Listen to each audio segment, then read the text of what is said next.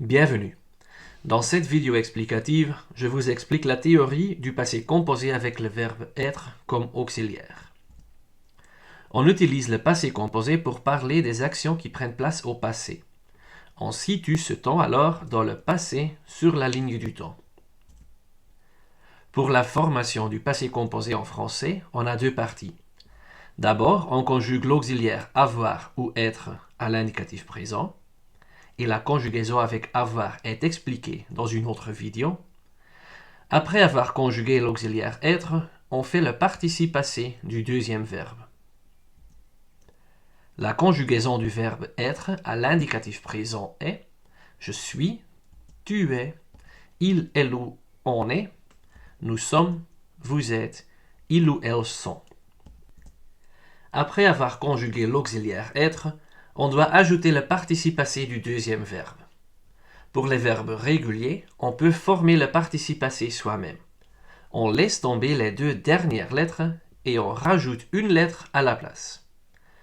Pour les verbes qui se terminent en ER, on laisse tomber le ER et on ajoute un E avec accent aigu. Pour aller, ça devient aller. Pour les verbes en IR, on laisse tomber le IR et on ajoute un I. Le participe passé de sortir est sorti. Pour les verbes en RE, on laisse tomber le RE et on ajoute un U. Le participe passé de descendre est descendu. Après avoir fait le participe passé, on doit encore faire l'accord. Ça veut dire qu'on doit accorder le participe passé en genre, masculin ou féminin, et en nombre, singulier ou pluriel, au sujet. Quand le sujet est masculin et féminin, on n'ajoute rien à la fin du participe passé. Quand le sujet est féminin et singulier, on ajoute un E. Quand le sujet est masculin pluriel, on ajoute un S à la fin du participe passé. Et quand le sujet est féminin pluriel, on ajoute ES à la fin.